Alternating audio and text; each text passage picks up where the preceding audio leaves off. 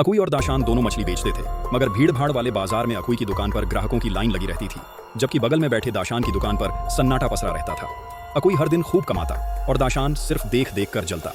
फिर दाशान ने ठान लिया कि कुछ नया करना पड़ेगा। उसने एक मछली बेचने वाला साइन बोर्ड खरीदा और अपनी दुकान को चमकीले गुलाबी रंग से पेंट कर दिया। अब दाशान की दुकान दूर से ही चमकने लगी और जैसे ही ग्राहकों की नजर पड़ी, वहां भी भीड़ जुटने लगी। अकुई ये सब देखकर बेचैन हो गया। फिर क्या था, उसने भी अपनी दुकान को पीले रंग से रंगा और ऊपर बड़ा सा बोर्ड लगवा दिया। अब उसकी दुकान दाशान से भी ज्यादा स्टाइलिश लगने लगी। मगर दाशान भी कहाँ रुकने वाला था। उसने फिर दुकान को सजाया, बत्तियां लगाई, झंडियां टांगी। देखते ही देखते ये दोनों मछली वाले एक चुपचाप की दुकान युद्ध में उतर गए।